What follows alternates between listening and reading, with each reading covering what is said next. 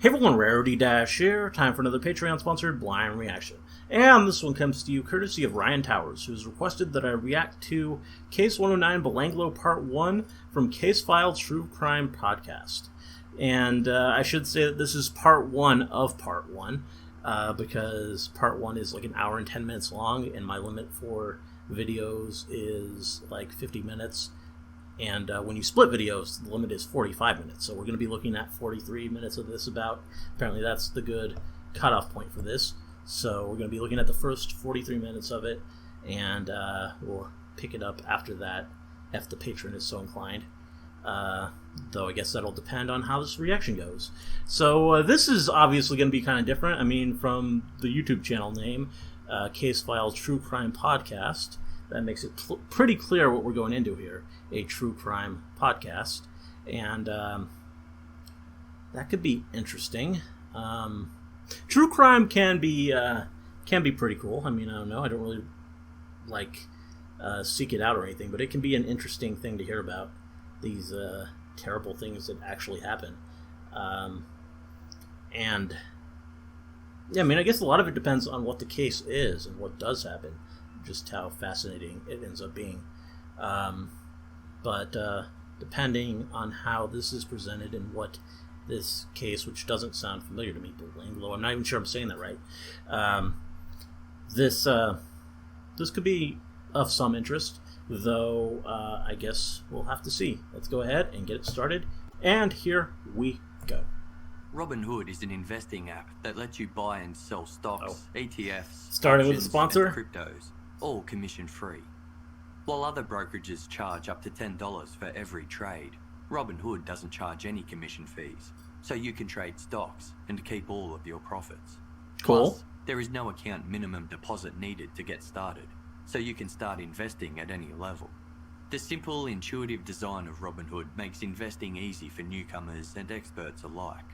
View easy-to-understand charts and market data, and place a trade in just 4 taps on your smartphone. You can also view stock collections, such as 100 most popular. With Robinhood, you can learn how to invest in the market as you build your portfolio. Discover new stocks, track your favorite companies, and get custom notifications for price movements, so you never miss the right moment to invest. Robinhood is giving listeners of Casefile a free stock like Apple, Ford, or Sprint. Well, that's cool. To help you build your portfolio. Sign up at casefile.robinhood.com.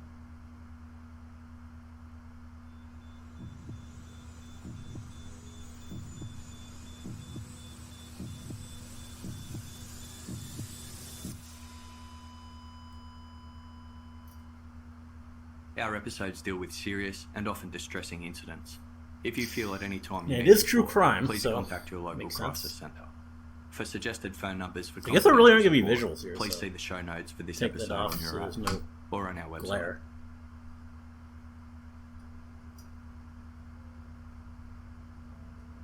The Hume Freeway is one of the busiest interstate routes in Australia, linking the country. I thought that to was an most Australian popular accent. cities, Sydney and to Melbourne. Stretching for 840 kilometres, the Hume is part of the Auslink National Network, providing not that he has to vital be Australian to connection talk for about freight and Australian transit between the stories, two but major East Coast cities.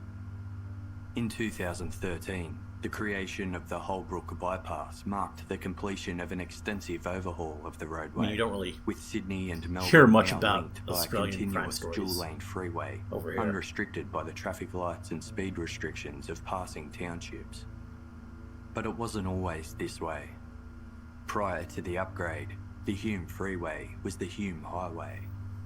Those navigating the old Hume had to drive through a vast number of urban and rural townships, traffic lights, and intersections. Despite the bypass upgrades that occurred throughout the years, one aspect of the Hume has remained the same. It is the only road providing access to the Belanglo State Forest. Belanglo. Located 130 kilometres southwest of Sydney in the Southern Highlands region of New South Wales, Belanglo State Forest stretches for 40 square kilometres and comprises 700 hectares of commercial pine plantations, bordered by several thousand hectares of native bushland.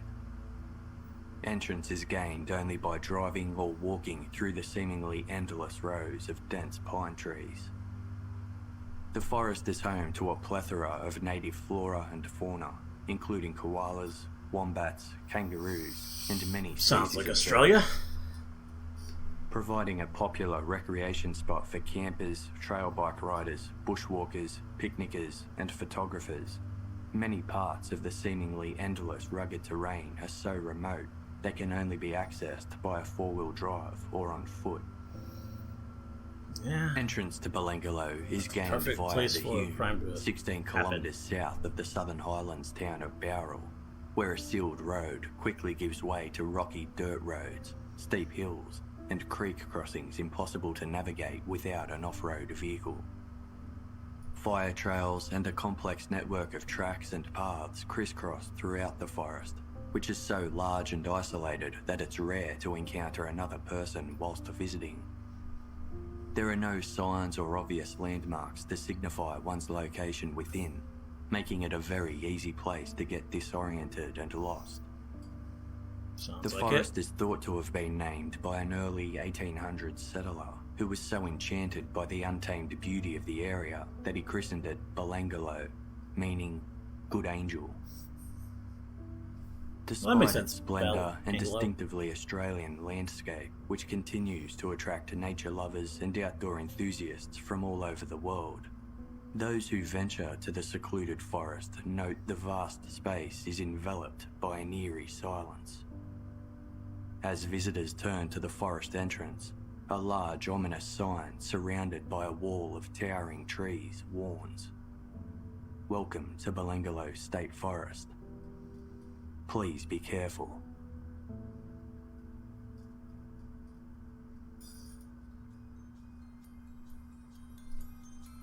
Changing up the music. You set the scene. What's going to happen?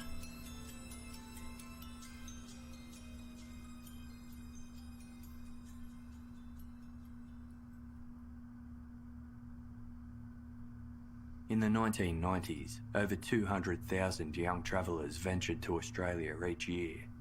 Attracted by the sun, surf, and rugged natural beauty of the country's varied landscape, travellers were promised exotic and exciting adventures. The backpacking lifestyle offered young people the opportunity to develop their independence, gain new experiences, and interact with a wide range of new people from all over. Most backpackers who arrived to Australia were aged in their early to mid-20s and either taking time off between studying or securing their first professional jobs, or wanting to figure out their next step in life. A majority travelled alone or with one other person, stayed in the country for an average visit of 6 months, and either lived frugally off their hard-earned savings or funded their trip as they went with fruit-picking jobs, bar shifts, nannying, or casual farm work. 40% of backpackers came from the UK, and another 30% ventured over from continental Europe. Backpacking accounted for a major part of the country's tourism industry, contributing approximately $1.5 billion to the Australian economy annually. In the days before the internet, backpackers relied on word of mouth to plan their trips. Knowledge was passed from one traveller to the next. The best destinations to visit, the areas to avoid, and the cheapest ways to get from place to place. Notice boards on display at hostels provided an invaluable resource to tourists seeking travel companions, or looking to share the cost of transit, with many backpackers partnering up to cut costs and make new friends. Trains and buses were a common form of transport, but many budget travellers also purchased cheap used cars so they could cover more ground at their own pace. Although it was often frowned upon, you can already see a lot provided that can go wrong here, especially transit. With the hitchhiking. Hitching provided a cheap, convenient way to move around for those on tight budgets, while allowing visitors to meet locals and learn all about the area they were traversing by the people who lived there. Although this risky practice was strongly discouraged by police, and many employers advised truck drivers against picking up hitchhikers, in the 90s, It was a common way for travellers to get around. Yeah. A free book titled The Budget Traveller's Guidebook was available in hostels throughout New South Wales, providing information written by backpackers for backpackers. It listed the Hume Highway as an ideal and popular hitchhiking spot for those looking to travel south from Sydney to Melbourne, noting the Liverpool train station as a good starting point. The guidebook advised, hitchhiking is generally safe and legal if you stand in a sensible spot. Solo guys and couples have a good chance of a lift. Make a destination sign and have your backpack visible. I'm guessing this advice has Should not hitchhike changed. alone.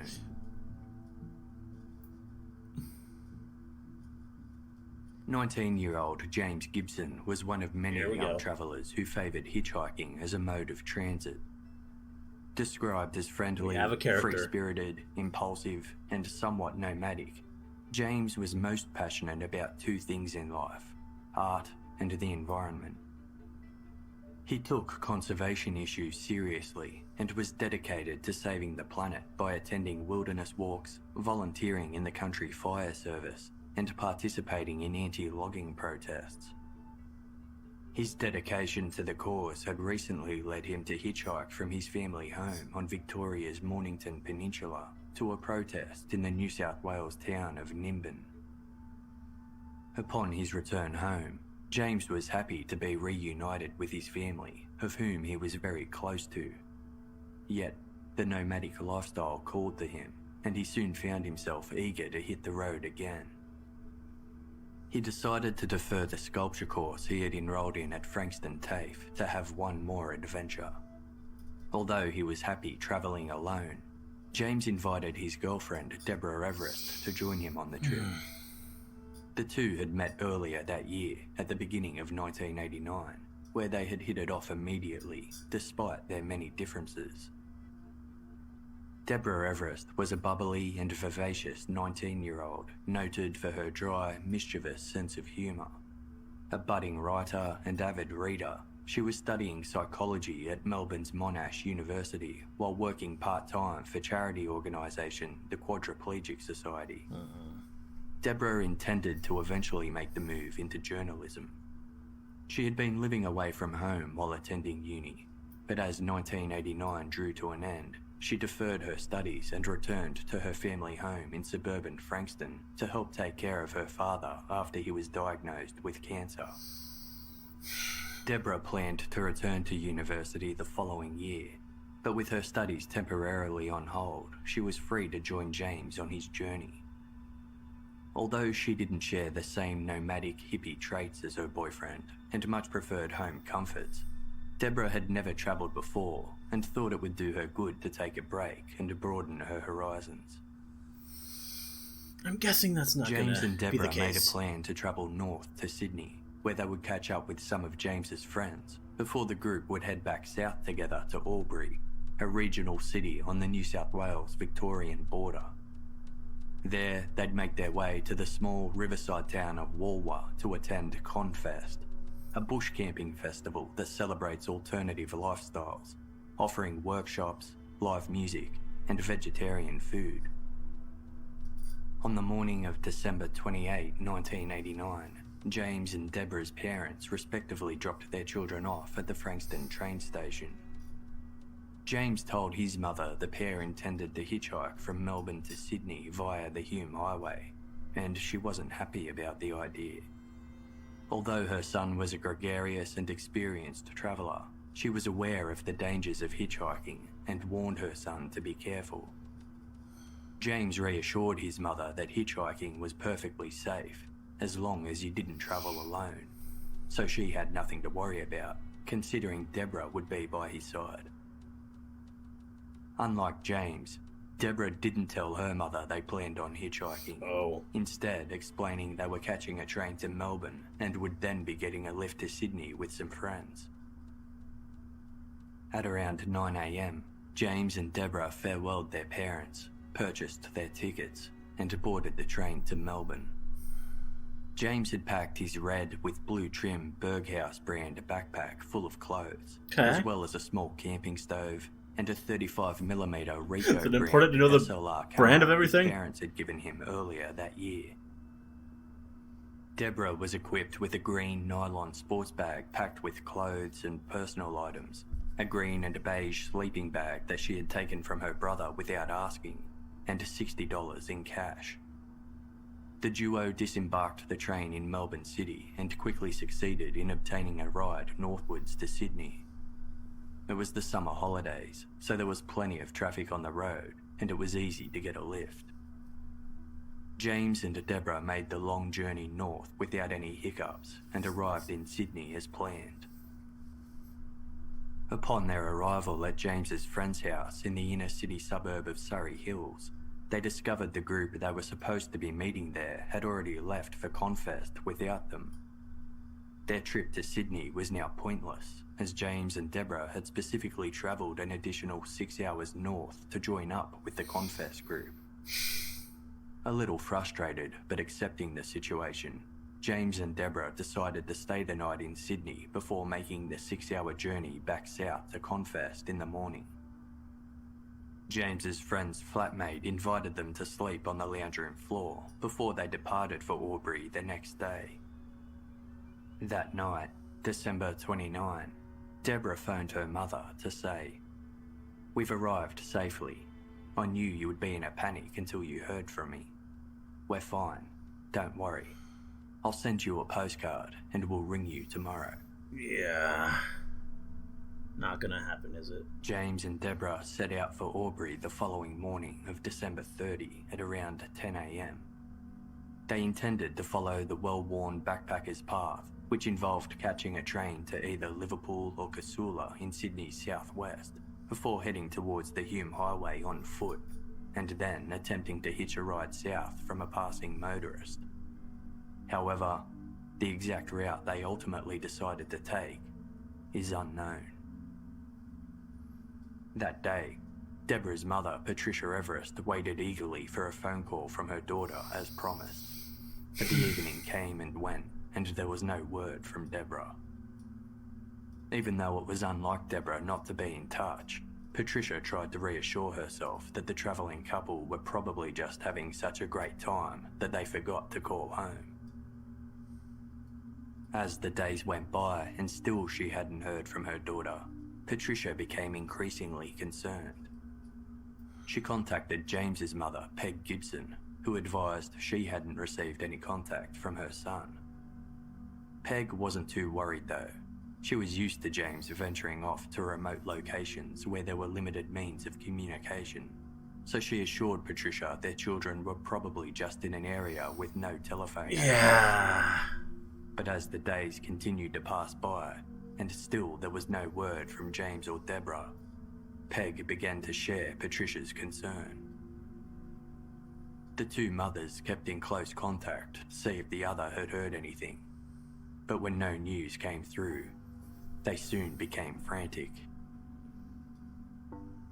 On January 15, 1990, 2 weeks since Deborah's last phone call home, Patricia Everest and Peg Gibson made their way to the Frankston police station together, where they reported their 2 children missing. An officer entered James and Deborah's names into the missing persons register, noting that although James was known at times to live a somewhat nomadic lifestyle, he was also a responsible young man, and it was out of character for either of them not to be in contact with their families. Police took the report seriously, but it wasn't seen as a priority, as the officers deemed it likely the 19-year-olds had simply gotten swept up on an adventure and would call home soon. Patricia and Peg knew such behaviour would be out of character for their children, but tried to find comfort in the possibility.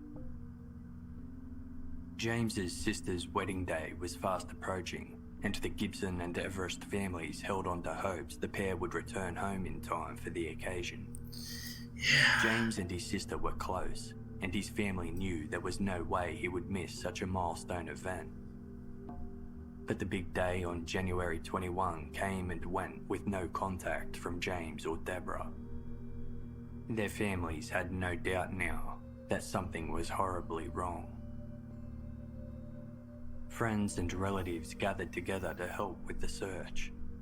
Wearing t-shirts asking for information, they stopped at all the towns, truck stops, service stations and rest stops up and down the Hume Highway. They distributed posters featuring James and Deborah's photographs with the bold title "Missing," advising anyone with information about the duo's whereabouts to contact the police. Despite these efforts, days turned into months, and still there were no sightings and no word from James or Deborah.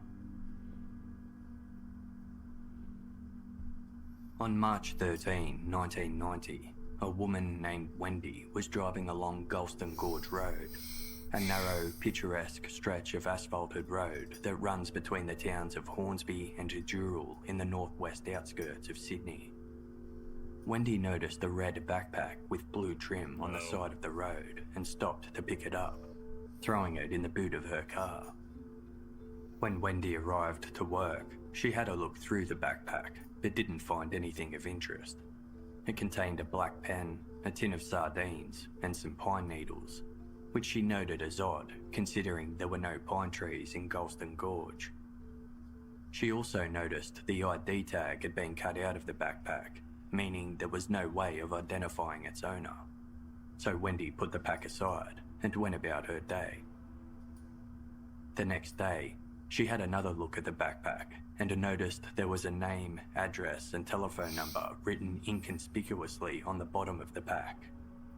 Alongside the phone number read the word Gibson. Wendy called the number and Peg Gibson answered, advising the backpack belonged to her son James, who had been missing along with his girlfriend Deborah for 3.5 months. With this information, Wendy immediately drove to Hornsby Police Station and handed the backpack in. After the discovery of the backpack, James and Deborah's disappearance started gaining more attention. Local newspaper, the Hornsby Advocate, ran a story about the missing couple, advising that James's backpack had now been located, but his Ricoh brand camera and Deborah's belongings were nowhere to be seen. But The we keep story saying the brand sparked of the the camera. attention of a It's local weird to me. cyclist who had been riding his bike on Galston Gorge Road on December 31, 1989, the day after James and Deborah were last seen in Sydney. The cyclist found what appeared to be a near-new 35mm Ricoh brand camera on the side of the road. Considering there was nothing on it to help identify its owner, the cyclist took the camera home and didn't give it much more thought. Now realising the camera might belong to missing backpacker James Gibson, he immediately handed it in to Hornsby Well, that's Police good. Station. Members of James's family flew to Sydney and formally identified the backpack and camera as belonging to the missing 19-year-old. They were confused about the location in which the items were found. James and Deborah had plans to head south to Confest near Albury, so it made no sense that their belongings had shown up on the northwest outskirts of Sydney. Galston Gorge Road was about 45 kilometres northwest of Surrey Hills, the last place the couple were seen. Police appealed to witnesses who may have seen or picked up the couple to come forward, but to no success. In April, an extensive police search of the rugged Galston Gorge area was conducted, with police divers searching the river while 140 officers and emergency service personnel conducted a foot search along the winding Galston Gorge Road. Investigators remained open to all possibilities, including the hopeful that the pair had run away together after dumping their belongings, to the sinister that they fell to their deaths while climbing the cliffs, enacted a suicide pact, or had fallen victim to foul play. Guessing it's probably Given the last fact one. that James and Deborah were both close with their families and had no prior history of self-harm, accidental death or foul play were deemed the more likely of the worst-case scenarios. Despite the extensive search efforts, no other items belonging to the couple were found. For Patricia Everest, the uncertainty of not knowing what happened to her daughter was the most painful aspect. Quote, This is one of the worst things that can happen to parents. You can't grieve. The worst thing is not knowing. You lie awake at night and imagine everything. The months continued to pass by and no new information came to light. James and Deborah's disappearance quickly faded from the news and had very little impact on other young travellers as the backpacking industry continued to thrive. 21-year-old Simone Schmidl, known to friends as Simmy, was bitten by the travel bug early. When she was 11 years old, she travelled with her family from their home country of Germany to Canada, which sparked her keen sense of adventure. After finishing high school, Simone headed to Yugoslavia, remarking to a friend, "If I could afford it, I'd spend the rest of my life travelling around the world." It was a passion well suited to her fun, outgoing and trusting personality, which made her a confident jet-setter. 2 years after her trip to Yugoslavia, Simone visited Canada and Alaska for a camping holiday, where she met a number of fellow travellers, including several Australians. There was one person in particular she hit it off with, a young woman from Sydney named Christine Murphy, and Simone decided Australia would be her next destination. She considered it to be a safe and friendly country, much like Canada, and was eager to see the striking colours of the Great Barrier Reef and the endless desert horizon of the Aussie outback. Simone returned home to Regensburg, a Bavarian city near Munich in Germany, working hard as a bookkeeper to save money for her upcoming Australian adventure. Once Simone had successfully funded her trip, she went shopping with her father to buy the items required for her Australian camping holiday. She purchased a blue Salewa brand backpack adorned with a lilac pattern, a green and purple Salewa brand sleeping bag, a day pack, and a cooking set. The Verde brand Hogan model tent she wanted wasn't in stock, so the sales assistant had to order one in from the manufacturer. The tent arrived 2 weeks later, and Simone returned to the store to collect and sign for the item. Armed with everything she needed, Simone made her way to the Regensburg train station on September 29, 1990, where she planned to catch a train to Frankfurt before boarding her flight to Sydney. She was farewelled by her father, who urged his daughter to be careful, but Simone was more concerned about her father's well-being than her own, telling him, "Take care and be careful that nothing happens to you. When I'm in Australia, I won't be able to help if something happens." During her flight to Sydney, Simone struck up a conversation with a fellow passenger and backpacker named Jeanette Muller, and the two became instant friends. As neither had any solid plans upon their arrival to Australia, they decided to travel together. Cool. Their first stop was a visit to Christine Murphy, whom Simone had met on her trip to Alaska. Simone and her new companion, Jeanette, arrived to Christine's house in the western Sydney suburb of Guildford, which they used as a base while exploring the city. After a week spent sightseeing, Simone and Jeanette caught a train to Liverpool and set out on foot down the Hume Highway, hitching a ride to Melbourne. From there, they bought a cheap car and drove north up to Queensland, before driving back to Melbourne to meet up with some friends. In Melbourne, the women sold their car and decided to hitchhike back to Sydney. They'd become very familiar with the Hume Highway during their travels and felt confident accepting rides along this well-trodden route. In Sydney, they stayed with Christine Murphy again, before flying to New Zealand. Okay. On January 19, 1991, Simone and Jeanette returned to Australia, where they crashed at Christine Murphy's Sydney-based house yet again. It was there that Simone announced the next leg of her trip. She planned to hitchhike on her own back down to Melbourne to meet her mother, who was flying over to join her on a camper van trip around the country. Simone's friends expressed worry over her plan to hitchhike alone. Christine felt Simone had already taken too many risks and should quit while she was ahead. Jeanette had done her fair share of hitchhiking with Simone, yet even she agreed that her travel companion should adopt a more cautious approach from here on out, believing the reason their previous efforts were safe and successful was due to the fact they were travelling as a pair. Jeanette and Christine urged Simone to catch the bus to Melbourne instead, offering to buy her. This is why you listen to friends. Even Christine's mother warned Simone of the dangers of hitchhiking alone. And your mother. But Simone shrugged it off, showing her a page from her travel guide that detailed Australia as a safe country to hitchhike. Simone had already made up her mind.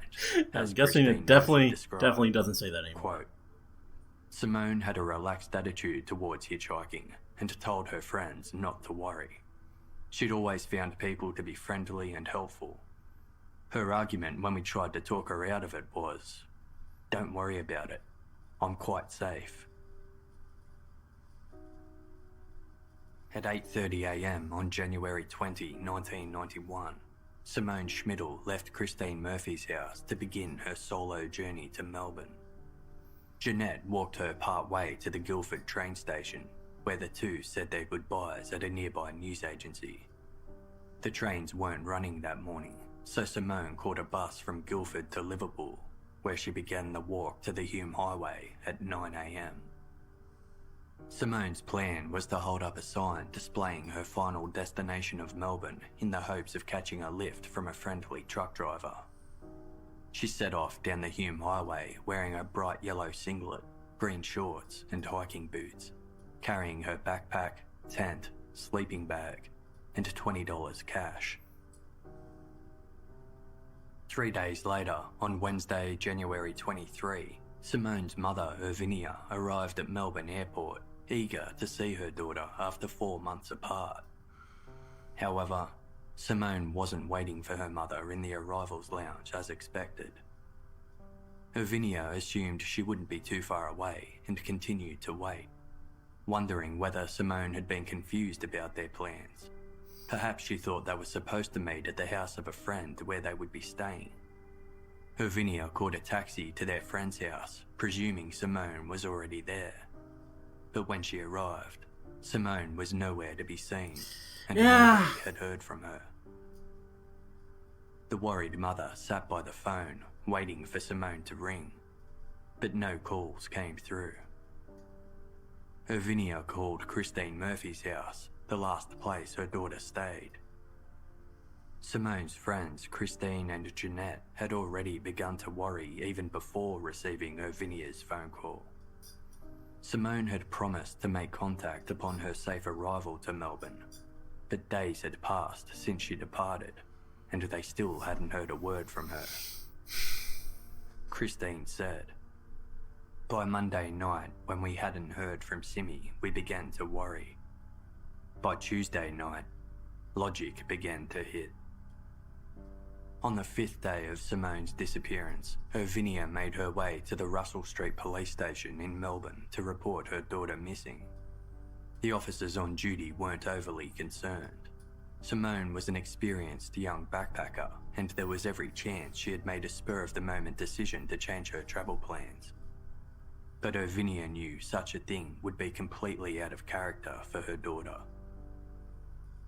When Simone's father, Herbert, was notified of his daughter's disappearance, he sought assistance from his local police station in Germany.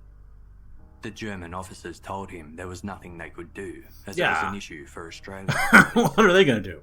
Herbert explained he couldn't speak English and wanted their assistance gaining some more information. But the German police advised him to find an English-speaking friend or relative who could help instead. Herbert contacted the German embassy in Canberra and higher authorities in German law enforcement, but they advised him to contact Foreign Affairs. Time and time again, his attempts to seek help led nowhere, made all the more difficult by the language barrier impacting his ability to communicate with Australian authorities. Irvinia stayed in Australia, holding out hopes that her daughter would show up. Overwhelmed with fear and anxiety, Irvinia began suffering regular bouts of nausea. After 6 weeks of searching with no sign of Simone, she eventually returned to Germany alone. During a public appeal for anyone with information to come forward, Simone's travel companion, Jeanette Muller, said, "People in Germany want to come to Australia because it's so far away, the great southern land. But Australia is also well known for its great crime rate. My mother warned me about it before I left."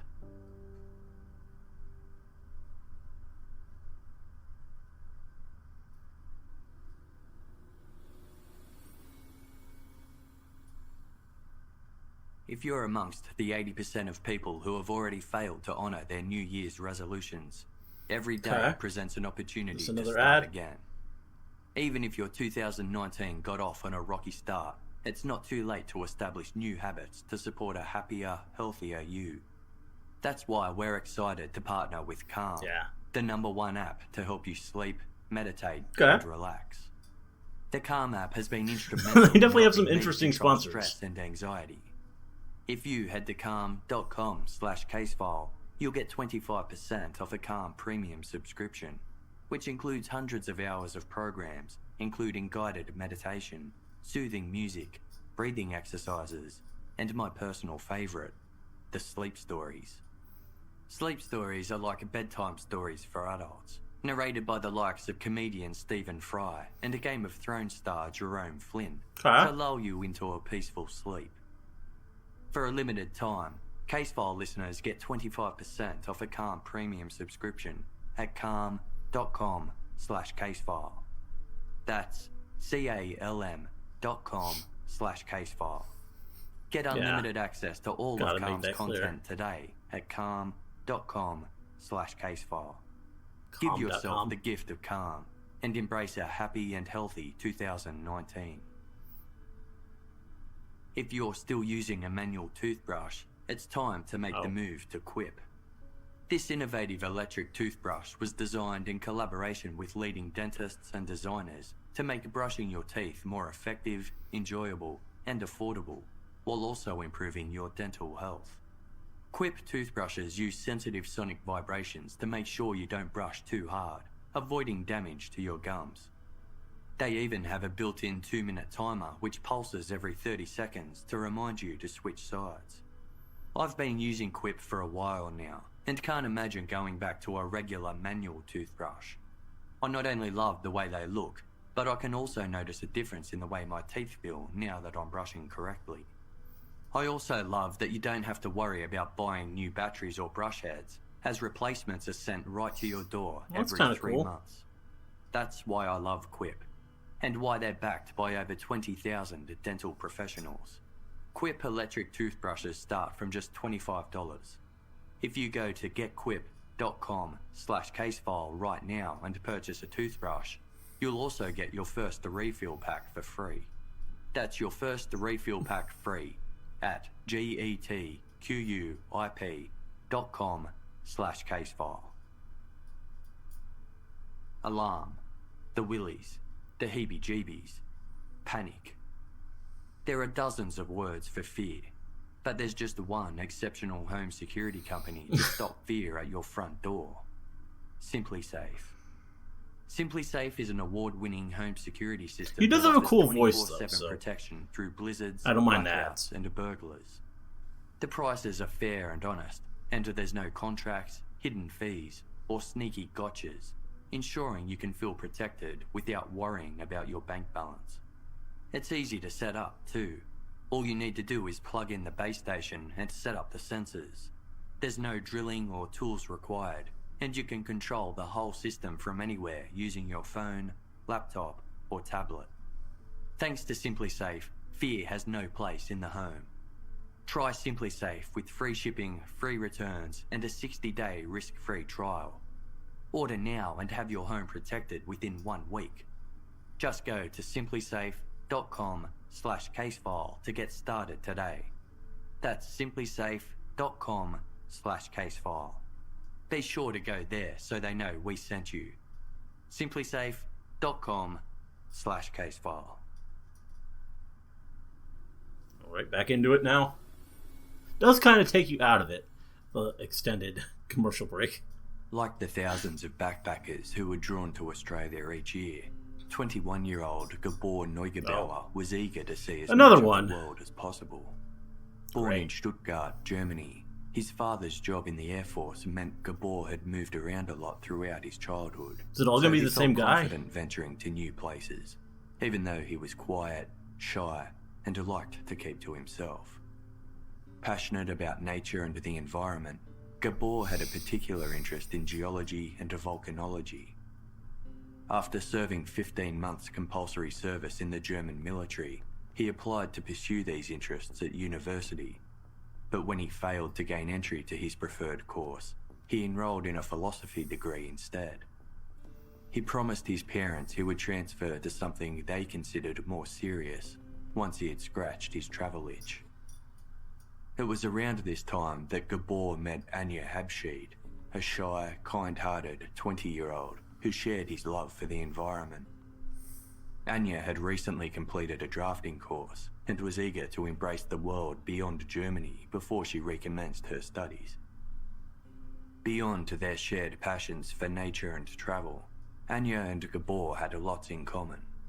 Neither smoked or drank, and both embraced an easygoing attitude towards life. The two set off on their first adventure together around Europe at the start of 1991. At over 6 feet tall, Gabor towered over petite Anja, and his fit, strong physique ensured she felt safe travelling in his company. Okay. The couple enjoyed their European travel experience so much that upon their return, they began planning their next trip right away.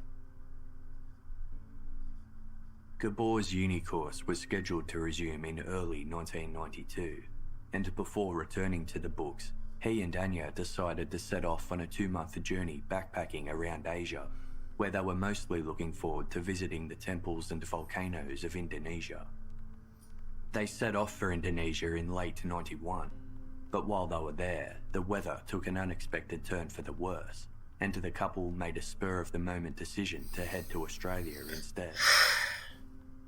Gabor and Anja landed in Darwin in December 91, before venturing to the tropical city of Cairns in far north Queensland.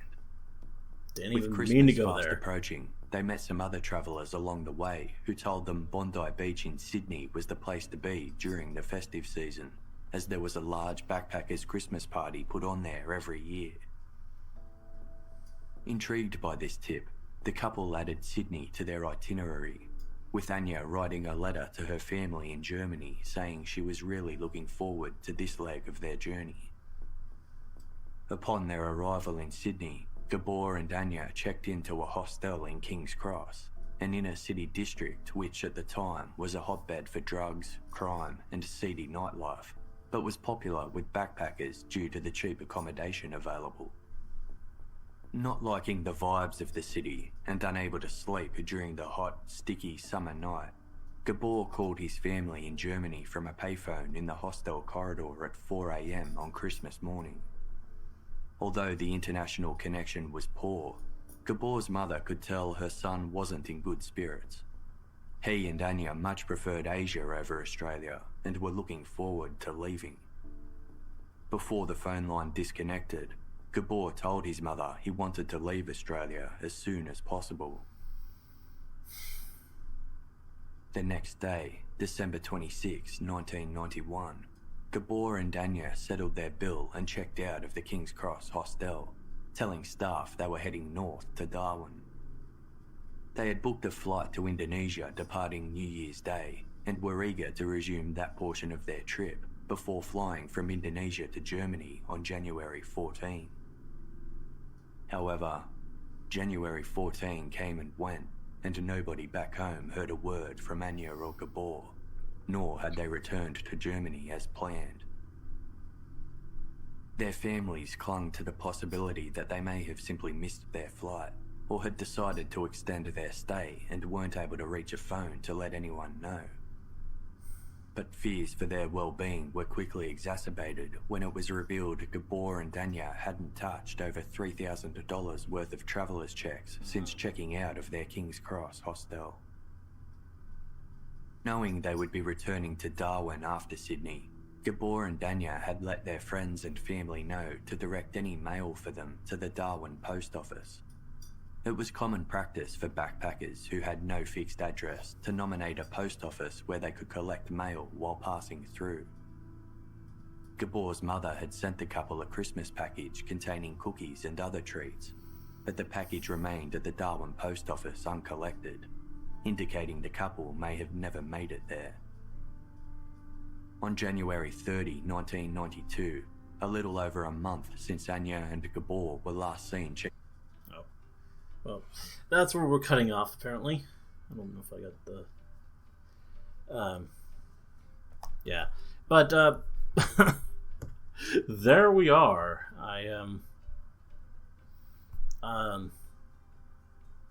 So different. I mean, very different from what I would normally react to. I don't know if this podcast format is really the best for reactions, not only just because there aren't any visuals, but it takes a long time for it to get to the point. I mean, it's good, like, we're definitely, there's a lot of good build-up, but, I mean, in this video, we still haven't really gotten anywhere with it. I mean, we just are recounting several people disappearing, and we don't know why.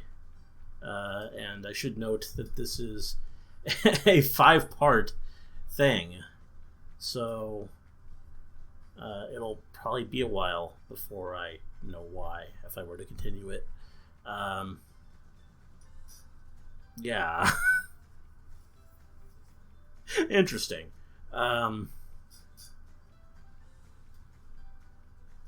Like, I mean, it's done really well, I would say. He's got a good voice for it, and the narration is really good. It draws you in. But, I mean, just, it's kind of long-winded. We go into a lot of detail about everyone's every step, and I just don't know if this is really suited towards what I do. Though, I mean, it's of some interest. We didn't really get to the interesting part, I feel, which is another thing. But, yeah, it's definitely something. I mean, I would... I don't know if I would listen to this on my own, but I can see why someone would. I mean, just personally, I don't know if I have the patience for it, but I can see where some people who have an interest for this sort of thing would be drawn into this. Yeah. But, yeah, not a bad thing. I enjoyed it to an extent. And hopefully you got something out of this reaction. I don't know. Hope you liked the reaction. Let me know if you did. And see you in the next one.